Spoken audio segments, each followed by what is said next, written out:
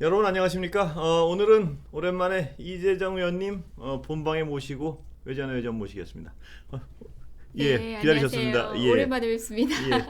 어떻게 지내셨습니까?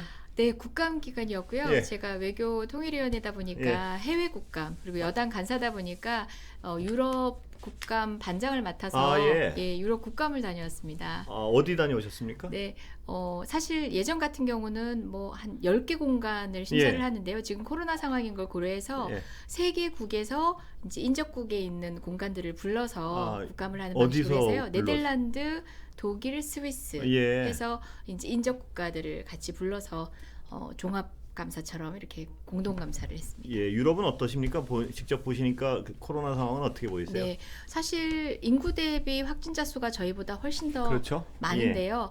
많은데도 불구하고 네덜란드 같은 경우는 아예 이제 실내외를 불문하고 노마스크였어요. 예, 근데 저희는 방역 수칙을 철저히 지키다 예, 보니까 공간 내 회의라든지 저희끼리 미팅에서 예. 마스크를 쓰는데 마스크를 쓰고 있으면 저희를 굉장히 어색하게 보시더라고요. 그럴 겁니다, 예, 유럽인들. 예, 예. 예, 그래서 어쨌든 간에 위드 코로나가 사실은 다른 것 때문에 어려움을 겪고 있는 일상을 다시 회복하기 위해서라도 더 예. 늦기 전에 있어야겠다는 생각을 좀 절감했었고요. 그렇습니다. 그리고 예, 많은 분들이 정말 그 여야 의원이 같이 가셨어요. 예, 어떻게 보면 야당 의원님으로서는 껄끄러운 얘기일 수 예, 있고 문재인 정부가 맨날 코로나 관리 잘한다라고만 스스로 자찬하지 않냐라고 예, 국정감사장에서도 비판하시던 예. 분인데 현장에 갔을 때 정작 해외에 계신 많은 분들이 다들 한국의 코로나 관리 상황에 대해서 예. 칭찬을 하시니까 예. 야당 의원님들도 어느 순간에 조금 으쓱해지시더라고요. 예. 예, 코로나. 아니 뭐 저는 우리의 어떤 코로나 대책을 뭐 저도 어떤 언론으로서 이렇게 지켜보면 잘한 게 많죠. 잘한 게 많은데 저는 맨 처음에 그건 비판 되게 많이 했거든요. 뭐냐, 백신 수급 늦은 네, 거. 예. 네.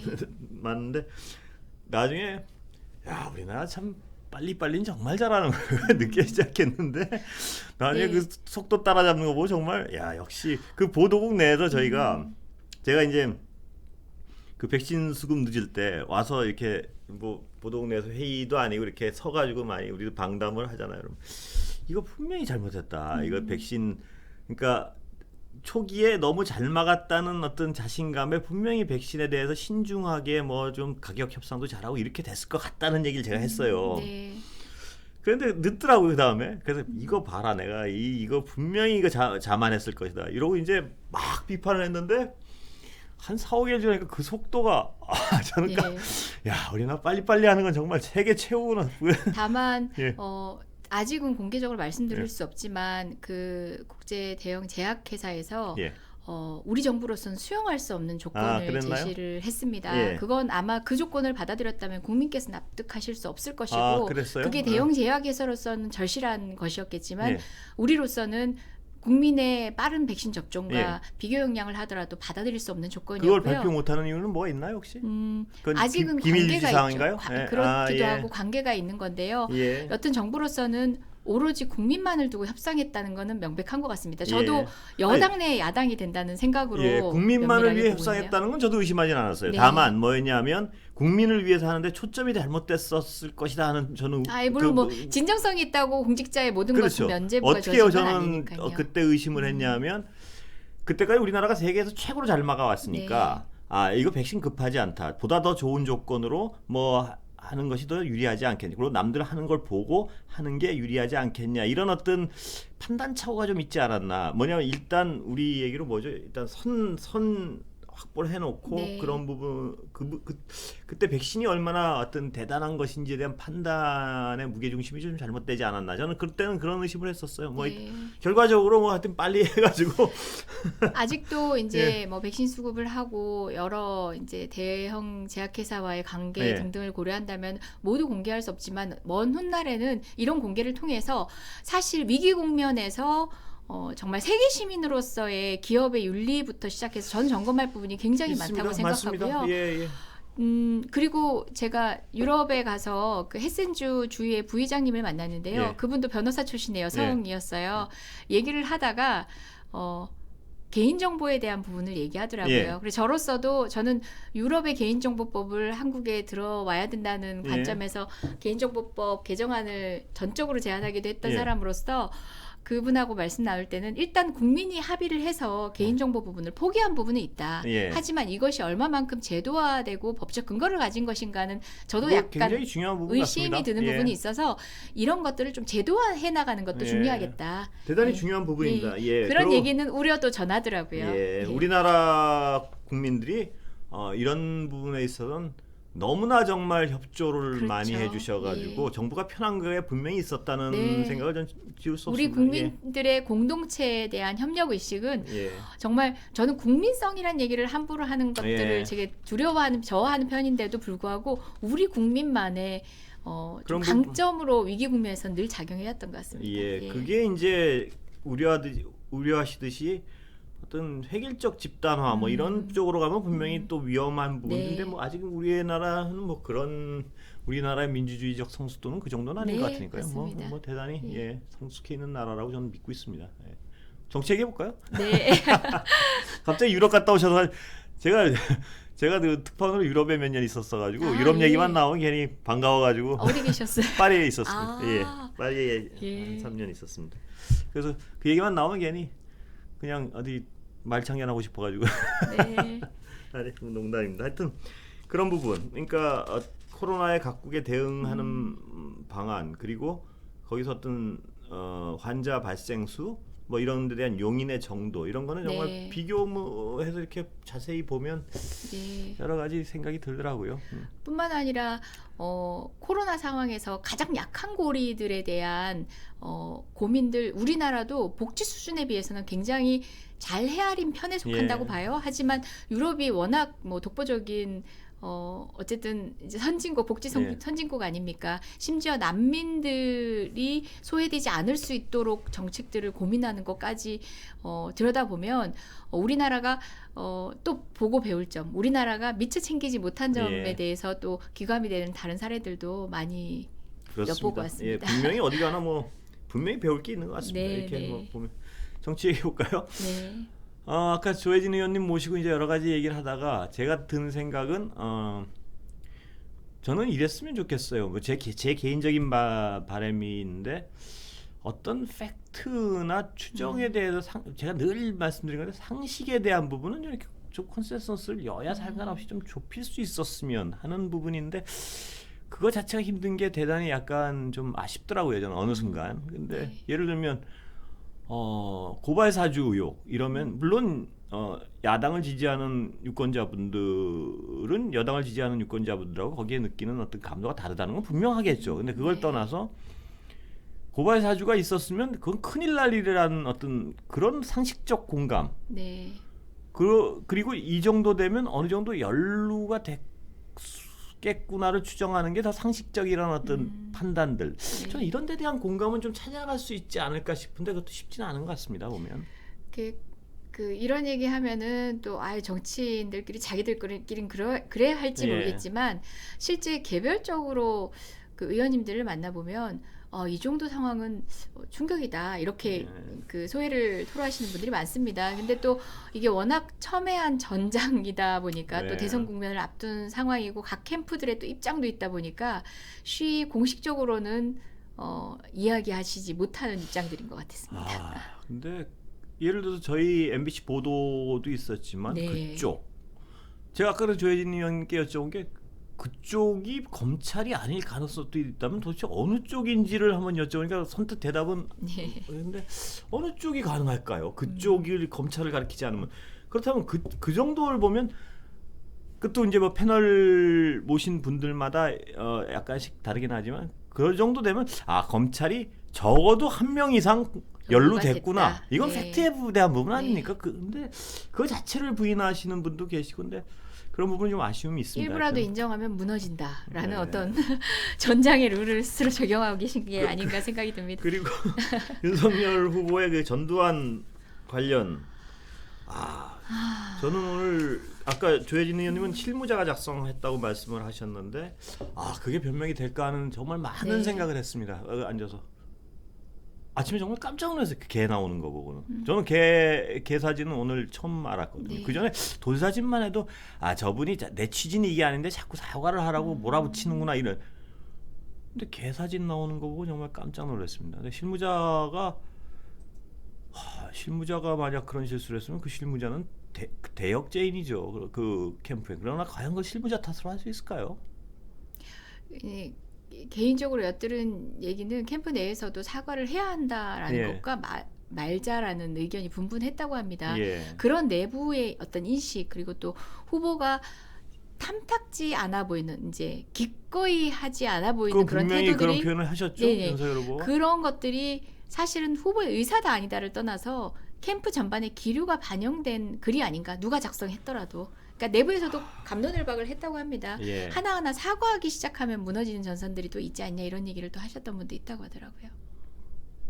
그게 어떻게 무너지는 전선일까요? 사과 여러 번 반복돼 왔고 그것 자체가 주는 이미지. 근데 사실은 정치권에서는 빨리 사과하는 게 가장 최선이라는 것이 그거는 정치인들한테는 룰이거든요. 거의 이제는. 그거는 예. 어떤 확정된 룰 같은데요. 네, 맞습니다. 아직 그거에 대해서 좀 익숙치 않으신 것 같습니다.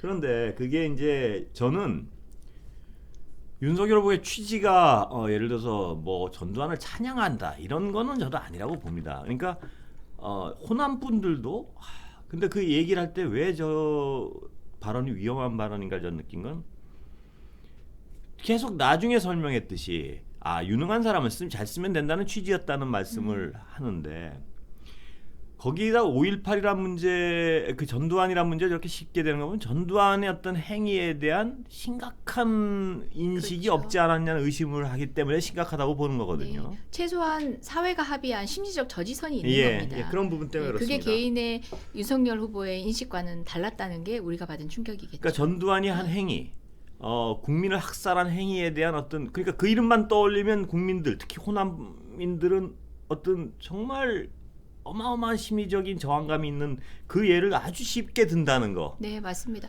저는 박근혜 대통령 말실수 얘기할 때 뭐 부지런한 뭐 벌꿀이라고 예. 얘기했나요? 꿀벌이 아니라 벌꿀이라고 얘기했던 거 그거는- 가지고 사람들이 희화할 때 저는 그게 왜 희화될 거리인지 모르겠다. 그런 그거는 걸로는 실수죠, 진짜로. 그런 거 가지고는 이야기하지 말자고 했던 입장이었습니다. 아니 그거는 정말 말실수죠. 그렇죠. 그거는 그냥 그렇죠. 정치란 게 이제 조롱하고 하는 게 재밌으니까 뭐 그거는 할 네. 수는 있어도 이거를 단순 말실수라고 그렇죠. 그런 경우하고 해석하기가 다른 거죠. 그러니까 윤석열 후보의 어떤 그 해명처럼 이것이 일 잘하는 사람 시키면 된다는 취지를 할 때 전두환을 예로 든다는 그 사고의 체계 그 정말 위험하다. 저분은 5.18 학살에 대해서 과연 정말 진지하게 생각을 해봤나? 전두환의 어떤 행위에 대해서 그런 의심 때문에 그런데 왜냐하면 아까도 본방에서도 잠깐 이 의원도 말씀하셨지만 그 의심을 더 강하게 하는 이유가 그동안의 어떤 말실수의 어떤 경향성 그러니까 이게 단순 실수가 아닌 것 같단 말이에요. 제가 이렇게 제3자로서 언론인으로서 들어도 아까도 제가 잠깐 예를 들었지만 후쿠시마의 방사능 노출 없었다. 아니 도대체 전 국민이 방사능 노출 때문에 그랬는데 옆집에 어떤 제가 저번에 그 국민의힘 김재원 최고위원님 모시고도 나눴던 얘기인데 이 말의 흐름이 옆집의 어떤 보수적인 어떤 뭐 이런 얘기에서 뭐냐면 보수적인 팩트가 중요치 않은 꼴통 아저씨들이 맥주 먹고 하는 얘기 같은 얘기를 가끔 이렇게 하실 때 그럼 이게 그 말실수나 이렇게 옆집 아저씨 같은 소탈하면 좋죠. 그런데 그 철학적 배경이 약간 맞습니다. 의심스러운 부분 때문에 그런데 가난한 사람은 부정식품 먹어도 먹을 자유를 줘야 된다. 거의 전 그때도 굉장히 위험한 사고 철학을 가지고 계시지 않나 이런 의심을 했었습니다. 예전 미국산 쇠고기 수입과 관련해서 예. 국민들이 공분했던 당시에 뭐 그 당부를 떠나서 당시에 수입산 고기를 저렴하게라도 먹을 수 있는 국민들도 생각해야 된다라는 예. 논리가 저는 가장 너무 속상하고 감히 저런 표현을 함부로 하나 싶은 그 얘기를 했던 정치 주체한테 굉장히 화가 많이 났었는데요. 좀 비슷한 결에 예. 이게 과연 국민을 위한다고 하는 말인가? 속으로는 어떤 판단, 뭐 닥칠 수 있는 어떤 상황에 대한 현실 상황에 대한 인식은 있다 손치더라도 말로 밖으로 꺼내어 근거로 네. 들 수 있는 이야기인 것인가? 예. 좀 그리고 준비해봤습니다. 저는 그 후에 그 말씀을 하시니까 기억나는데 가장 어떤 제가 정말 불쾌했던 것 중에 하나 미국산 소고기가 들어왔지 않습니까? 네, 봐봐 먹지 않는 이들 저는 그 논리가 정말 아주 뭐랄까요 니들 먹지 않니 싸니까 먹으면서 정말 모욕적인 그 사고거든요. 맞습니다. 그걸 국민들이 열어놓으니까 그래 돈 없는 니들은 그거 먹지 않니 다 먹을 거 먹으면서 정말 저는 그때는 미웠습니다. 그 논리는 그게 갑자기 겹쳐졌던 거죠. 예. 그때. 그 논리는 정말 결국은 그 고기 아니면 소고기를 사 먹을 수 없는 수많은 삶들. 그렇지만 당시에는 그걸 가장 조롱하는 공분했던 삶. 듯한 예, 그게 이율배반적인 게 아니거든요. 삶이라는 게 예. 그 한계 안에서 그들이 선택할 수밖에 없는 상황이지만 위정자가 그런 표현으로 국민을 희롱하고 그런 국민을 그렇게 언급하면서 위하는 척한다는 거는 너무나 가슴 아픈 근데 그런 일이었습니다. 발언을 공개적으로 한 분들이 그때 많았습니다. 네, 저는 그때는 맞습니다. 정말 그건 분노스럽더라고요. 그 어떤 이게 이러이러해서 위험하지 않는 얘기를 하고 있는데 니들 먹을 거면서 뭘 그러니 이런 식의 논리를 갖다 대는 건 정말 저는 이제 여야 후보 모두를 다 통틀어서 이제 조금 더 거리감을 두고 바라봤을 때 어떤 분이 대선 후보로 적합하냐라고 했을 때는 저는 후보만 바라보지도 않습니다. 예. 그래서 이제 그 후보가 기본적 자질이 됐을 예. 때 사실 완벽한 신 같은 지도자가 우리를 이끌어줄 수도 없고 국민이 함께 정치를 하는 거거든요. 그리고 또 국회의원들이나 여러 정치인들 또 관료를 이끌 수 있는 리더십도 그래서 중요한 거고 한데 또 그 캠프에 어떤 사람들 어떤 가치를 가진 사람들이 있는가도 너무 중요합니다. 중요한데 예. 윤석열 캠프를 봤을 때 일단 캠프 주변의 우군들이 정말 국민들한테 그래도 신뢰를 받는 야당에 계시지만 저 역시도 존경하는 조혜진 예. 의원님도 마찬가지입니다. 그런 실력 있는 분들이 꽤나 많이 계시는 것도 인정할 만한 부분이라고 그렇습니다. 생각합니다. 다만 윤석열이라는 검찰 수장이었던 그만의 카리스마, 윤석열 사단을 이끄는 그의 제가 보기에는 약간 올드한 카리스마가 이런 그래도 상식적인 이런 정치인들과의 어떤 소통을 해나갈지도 사실은 이 경선 과정에서 이 캠프 운영 과정에서 국민들이 좀 초점을 두고 봐야 될 부분이 아닌가. 예. 우리 당에도 마찬가지입니다. 이미 후보가 결정됐지만 이재명 후보가 대통령 후보가 캠프 사람들과의 소통 그리고 예. 또 캠프가 아닌 누군가를 받아들이는 태도 이런 모든 것들은 국민은 지금 성적표를 매기고 계실 거거든요. 그렇습니다. 그래서 윤석열 후보의 사과가 사실은 캠프의 수많은 건강한 상식들의 조언으로 이루어졌고 이후의 태도가 그리고 또 이후의 캠프의 모습이 어떻게 보이는지도 주목해 볼 포인트라고 봅니다.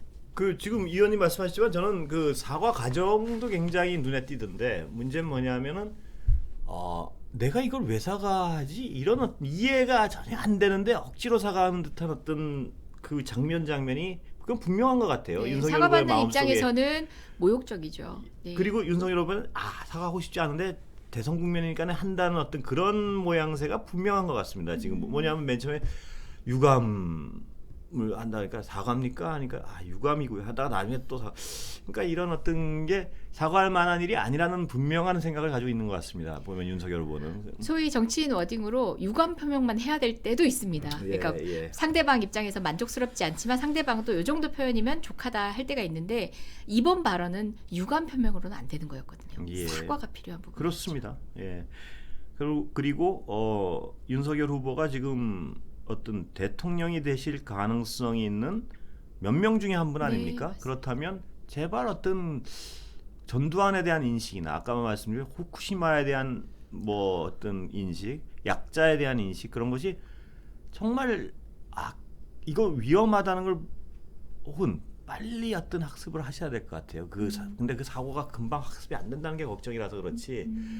그런 어떤 왜 이런 어떤 나를 말꼬리 잡는구나라고 화내지 마시고 왜 저 사람들이 이거에 대해서 심각하게 얘기를 하는지에 대해서 한번 정말 왜냐하면 우리나라 그분이 동네 아저씨면 정말 네, 상관이 없는데 대통령이 될 가능성이 굉장히 높은 몇 분 중에 하나니까 정말 지금이라도 심각하게 좀 생각하셨으면 좋겠다는 게 언론인으로서의 제 생각입니다. 예.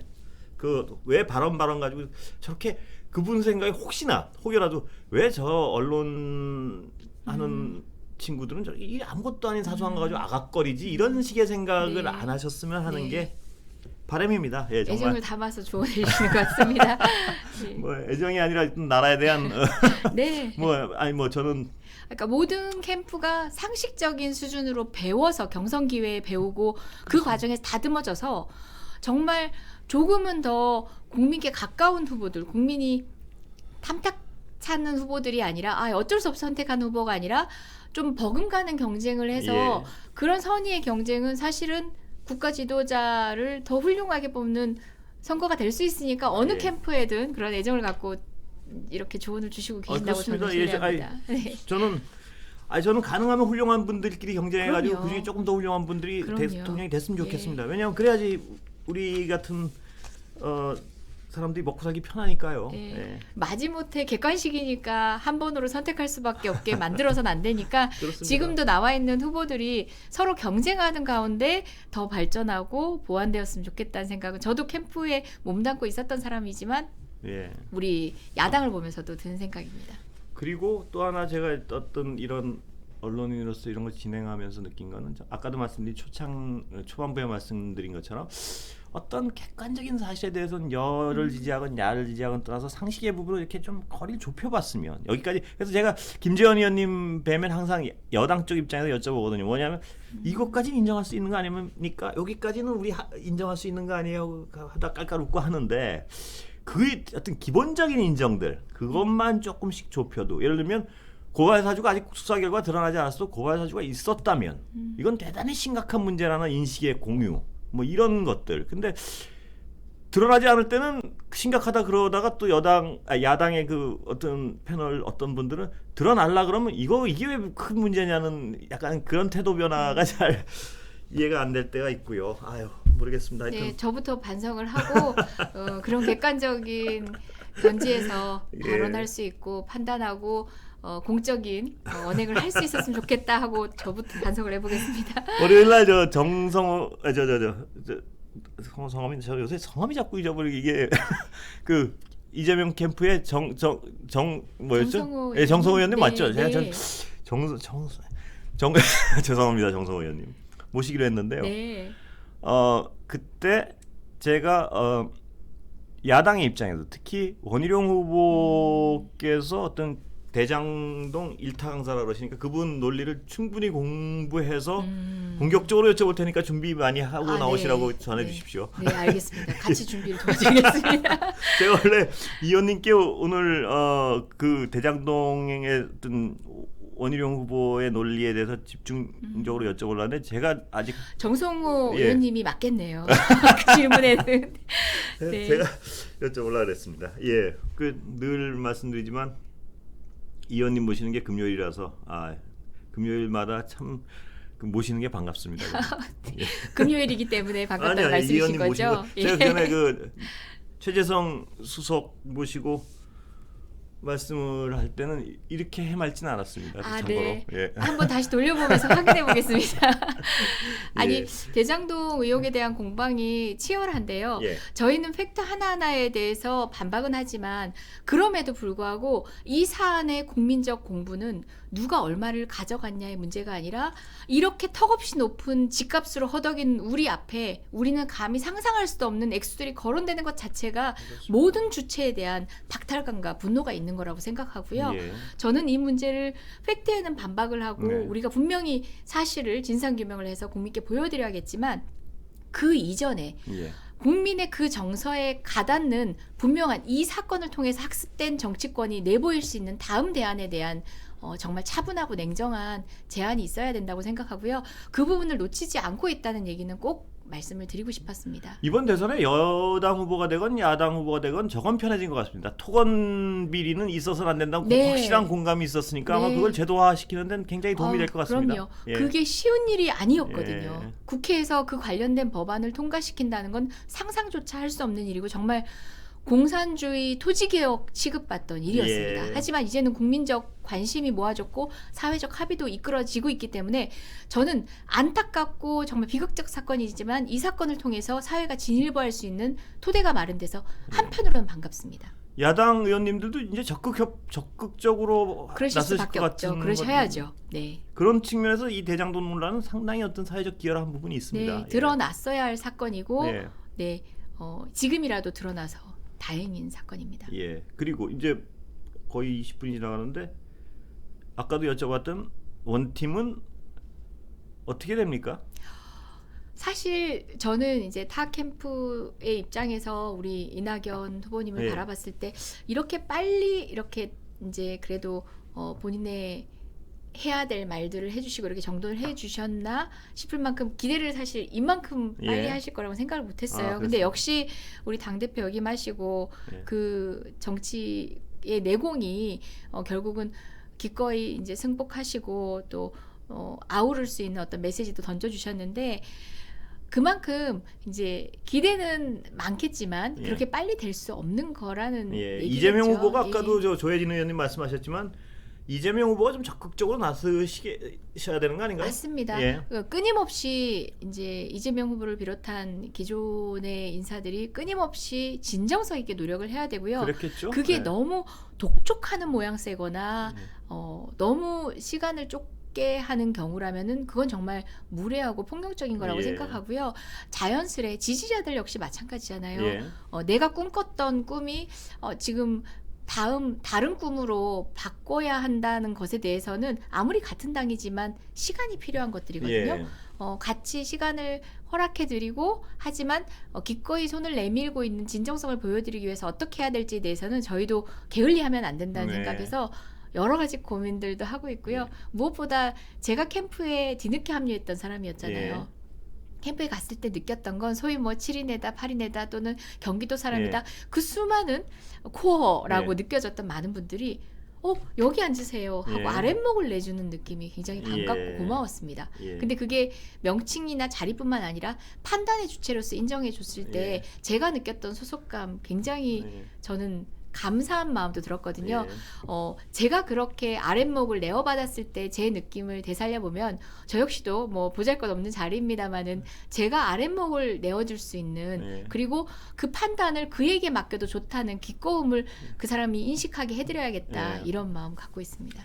그 금요일이고 하니까 이 의원님 듣기 좋으시라고 하는 말씀인데요. 네, 그 아랫목을 아무한테나 내주지는 않을 겁니다. 그래서 네. 다른 부분 내주겠죠. 예. 그렇긴 하겠죠. 예. 그렇게 네. 그런 걸로 이거 규정하시죠. 예. 저는 그렇게 믿습니다. 네. 예. 그리고 마지막으로 어떤 앞으로 야당 후보는 지금 정치인으로서의 전망을 여쭤보는 건데 네. 누가 될 것 같습니까? 지금의 정치인으로서 전망이 아니라 대부분 많은 분들이 그래도 지금은 윤석열 후보가 예. 우위에 있지 않냐라고 판단을 그러면- 하시는데요. 예. 참 판단은 다 제각각 예. 다르신 것 같은데 윤석열 후보인 게 낫다, 뭐 홍준표 후보인 게 예. 낫다, 뭐 우리 입장에서는 그런 예. 식의 얘기들 여러 또 누가 평론가들 났습니까? 얘기를 이재명 후보 하시는데요. 입장에서는 저는 우리가 생각하는 어떤 프레임 안에서는 이제 다수인 경우와 전 좀 다르게 보는데 대부분 많은 분들이 윤석열 후보인 게 낫다라고 얘기를 예. 하세요. 예. 하지만 저는 오히려 홍준표 후보인 게 더 낫지 않느냐라고 상대하기가 더 생각하는 게 어떤 낫다 이 말씀이시죠? 그게 낫다는 말씀이 그게 개인 후보만 보지 않기 때문에 저는 예. 그렇게 생각하는 게 윤석열 후보가 아무리 소위 말해서 헛발을 예. 짚으시고 했다고 할지라도 네. 윤석열 후보가 가지게 된 어떤 상징적인 프레임이 있습니다. 예. 그리고 기성 정치인이 아니다라는 것이 단점일 수도 있지만 사실은 대선 후보로 선출된 이후에는 강점이 되는 거거든요. 예. 홍준표 후보는 기 후보였던 적이 있고 예. 이런 식상함이 어쨌든 간에 국민들에게 있을 수 있지만 국민의힘이 다른 타겟점을 찾지 못한 상황에서의 새로운 후보 그것도 원 내에서 모시고 온 예. 후보로 만약에 단일팀이 똘똘 뭉쳐진다면 그 시너지 효과는 우리가 감당하기 굉장히 어려울 수 있지 않냐라는 위기감도 느끼고 그래서 우리는 어떻게 그 이상의 시너지를 낼 수 있는 새로운 집단체가 돼야 되나 이 고민 많이 하고 있어요. 그게 아마 다른 후보가 낫다. 그러니까 이재명 후보가 상대하기에 윤석열 후보가 더 낫다고 평가하시는 그 당내 분들의 생각도 뭐 분명히 아시죠. 그러니까 네, 뭐냐면 1대1로 붙었을 때 어차피 진영 싸움이 되니까 굉장히 박빙의 승부가 될 텐데 그중에 중도표를 윤석열 후보는 하나도 못 가져갈 것이다. 뭐 이런 논리 같은데. 근데 저는 오히려 반대로 생각하는 네. 거죠. 실체가 어떻게 되었건 어느 정부에나 반기를 들어본 적 있는 윤석열이 갖는 어떤 상징성, 여전히 정권 교체에 대한 어떤 확계되지 않은 어떤 정의를 먼저 공정 이런 개념을 가지고 가자. 그게 깨어지는 데는 한동안 시간이 걸릴 때고 예. 그 상징을 가져오는데 우리의 노력은 더더욱 필요하다는 생각 예. 솔직하게 합니다. 아, 그렇습니까? 그러면 지금 11월 5일인가요? 저쪽은 야당은 네네. 11월 5일. 11월 쳤죠. 예. 뭐 선대위 출범으로 그 시너지를 낸다 뭐 이렇게 바깥에서 예. 보시기도 하는데요. 뭐 이벤트만으로 시너지가 되겠습니까? 저희가 어쨌든 차곡차곡 설득해서 원팀이 돼가는 과정 안에서 저희도 폭발적 시너지를 내는 순간이 올 것 같고요. 예. 그게 뭐 비단 선대위 출범의 시간이 아니라도 좀 무르익으면 저는 좀 진검성부를 할 때가 예. 곧 무르익지 않을까 생각합니다. 시뮬레이션은 주로 윤석열 후보를 대상으로 하십니까? 캠프 내에서는 아니면 다른 후보를도 이렇게 갈아 끼십니까? 글쎄요. 여전히 뭐 누구 하나 장담하지 못하는 예. 게 이 정치권이라서요. 예. 자고 일어나면 되바뀌어 있는 게 정치권이라서 누구도 장담 못하는 거죠. 제가 요새 그 대권 후보들을 특히 야당 경선 후보들을 많이 모셨는데요. 모시면 역시 어떤 각각의 장점과 단점이 보이더라고요. 근데 거기는 이제 윤석열 후보는 안 나오셨고 몇 번 요청을 네. 드렸는데 안 나오셨고 유승민 후보랑 원희룡 후보 그다음에 나머지 이렇게 다 나오셨는데 어떤 대권 후보들은 정말 각자의 어떤 매력들이 있더라고요. 보면 매력들이 있는데 단점들도 있고. 근데 아까도 말씀드렸듯이 그 부분들이 정말 어떤 여당은 지금 이재명 후보로 정해지셨으니까 네. 좀 어떤 그 과정 대선 과정에서 좀 상식에 좀 이렇게 포커스가 모여지는 과정이 됐으면 좋겠다는 네. 생각을 늘 합니다. 예. 네, 맞습니다. 제가 캠프에서 맡았던 직책이 미디어 본부장이고 방송 토론을 준비하는 예. 것이었는데요. 그래서 가장 가까이서 후보를 가장 자주 봤던 예. 본부장 중에 한 명인데 예. 많은 분들이 그러시더라고요. 경선 때 다 본 거야. 왜냐하면 본선이 가면 윤석열 후보가 됐을 경우는 방송 토론을 법정 토론 이외에는 안 하게 될 거다. 이런 얘기를 하시는 분들이 있어요. 예. 제가 후보님을 많이 볼 수 있도록 물론 제가 그 직책을 계속 하진 않겠지만 그 윤석열 후보님도 뭐 방송 토론을 기피할 거라는 것도 지금 일부의 추측일 뿐이고요. 좀 공론의 장에서 서로가 부딪히면서 좀 다듬어지고 그렇습니다. 발전할 수 있는 기회가 좀 있었으면 좋겠습니다. 그리고 정치를 국민들이 선택하는 데는 그분의 철학과 정책을 볼 수밖에 없는 것이고 철학과 정책은 말로서밖에 볼 수 없는 거거든요. 그러니까 많이 좀 봤으면 좋겠습니다. 그 언론 입장에서. 네. 예. 실수도 하는 거고요. 다만 실수를 어떻게 수습하는지도 지도자가 갖춰야 될 덕목이고 그 진영이 어떤 태도를 갖고 있는지 국민을 어떻게 보는지 판가름하는 또 잣대도 되는 거거든요. 그래서 예. 윤석열 후보가 되셨던 홍준표 후보가 되셨던 공론의 장에서 국민을 위한 치열한 예. 토론의 장에서 뵐 수 있었으면 좋겠습니다. 예. 오늘 물론 나머지 이제 다른 후보님을 제가 제외한 건 아니고요. 네. 예. 오늘 금요일인데 여기까지 하겠습니다. 네. 예, 감사합니다. 네, 금요일이라서 행복합니다. 고맙습니다.